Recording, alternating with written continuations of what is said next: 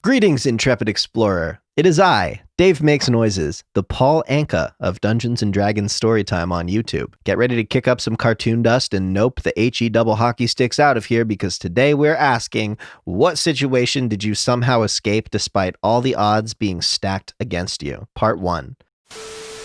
I guess probably beating a zombie horde of 300 zombies and a lich with nothing but 30 guards, a good wall, my tactics, and a bottle of liquor.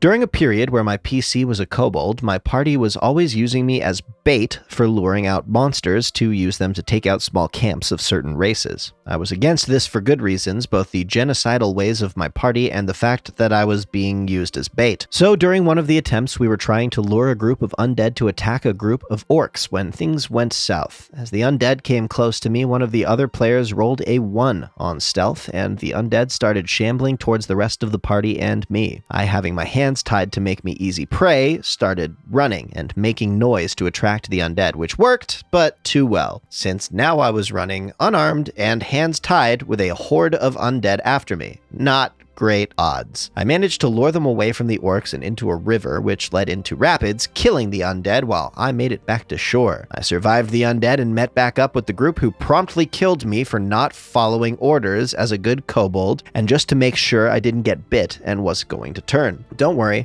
my PC, due to this party, had this ability to not be permanently dead. This party would later suffer for their ways.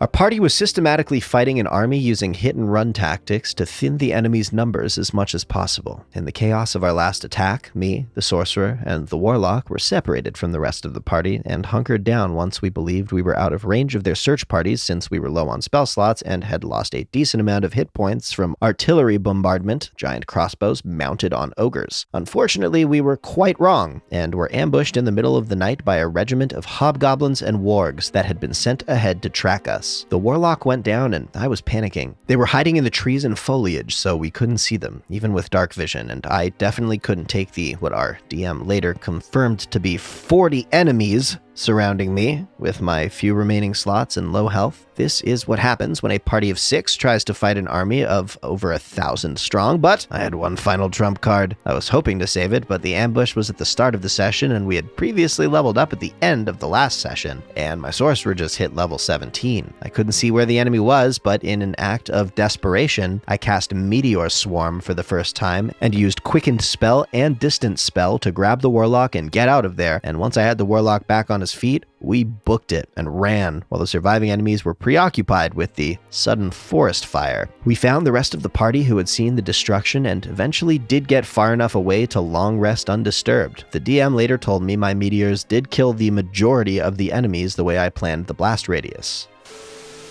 Our party was exploring a cave when I found a hole in the ground filled with water. The underwater tunnel led to a small room with a skeleton. I inspected the skeleton and found a ring on the finger of one hand. When I tried to pull it off, the skeleton reanimated itself and attacked me back. I entered combat and stabbed it in the ribcage, which caused the ring to glow and damage me instead. The skeleton made short work of me and tossed me into the water. Since I was underwater, my death saving throws had disadvantage. The rest of my party had lost track of me, so the Warlock used telekinesis to find me. The Warlock realized I was unconscious, and the party looked around for where I could be. The dwarf was the first to find the tunnel and jumped in after me. He dragged me back out of the tunnel, and the druid healed me when I was on my last saving throw. The dwarf and Warlock went through the tunnel as the druid checked up on me. We ended up getting the ring, which was a ring of protection. My rogue wears the ring. The dwarf inscribed the ring with "Trust your team." We ended up finishing those characters, and I never took off that ring. The only reason I lived was because of my party, and I made sure my character never forgot that.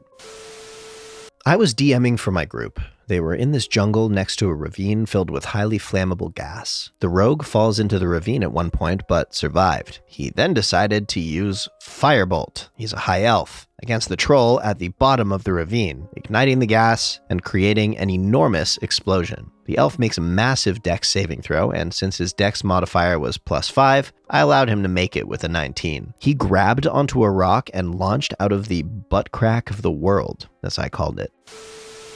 TLDR, Elf with Balls of Steel takes the brunt of a dragon attack to let his party escape cultist village. They all think he's dead. Somehow he is not. My Shatter Kai Warlock Rogue pulled one of these insane "how are you still alive" moments just last night. The situation is that our 3 sneakiest party members snuck into a town full of cultists under the cover of night to try and gather information on why the Feywilds and the material plane are crossing over so heavily. Well, my character is an a-hole, his biggest flaw being, if I don't like your plan, I'll make my own. So when the other 2 decided this building wasn't worth investigating after checking only 2 rooms, my character decided to stay and slip into another room. This isn't the bad part. Our bard Rogue is the kind of person who leaves no man behind, so she entered to try and look for him and to gather some intel on her own. She rolled a nat 1 stealth check when entering one of the buildings through the window, alerting everyone in that building, who alerted the guards. So our ranger peeks in through another window to try and defuse the situation, which of course only gets worse. Guards storm into the building, so the bard Rogue dives back out of the still open window and casts Disguise Self to make herself appear as a villager. My character is completely oblivious up until he sees her dive out of the window. Understand that he only fully respects the authority of one person in the group, and that is his captain. And he just witnessed her hastily jump out a window and heard some shouting after her. So what does he do? The man busts open a window with a casting of Booming Blade and draws as much attention to himself as he can with his flashy sword work and loud voice.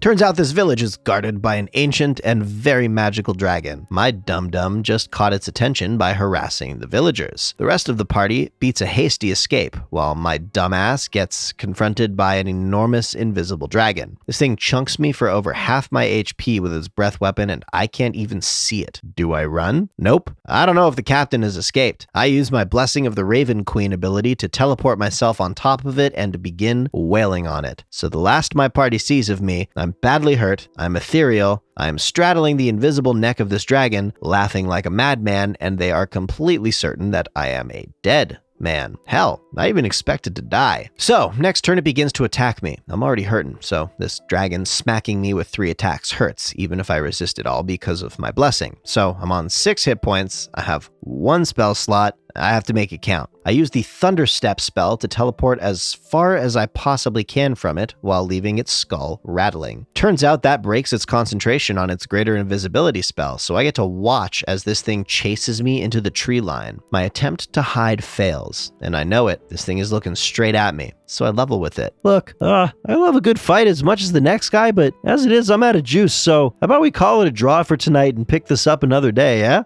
The DM didn't expect this to work. My friends didn't expect this to work. I didn't expect this to work. I roll Persuasion and get a 22. You are brave. I can appreciate that. The dragon responds. I was supposed to capture you, but you have impressed me with your bold actions. You may go, but leave my territory within the day, or I will kill you. The damn dragon let me go. Mind you, it followed me to the edge of its territory to make sure I left, but it let me live. I reconvened with the 4 party members who decided to wait and see if I would return. The arcane trickster was shocked. The sorcerer was shocked. The captain and the monk never had a doubt in their minds. Unfortunately, now I have to wait for the next session to see how the rest of the party reacts to the fact that this volatile madman somehow made it out of what they all thought to be certain death.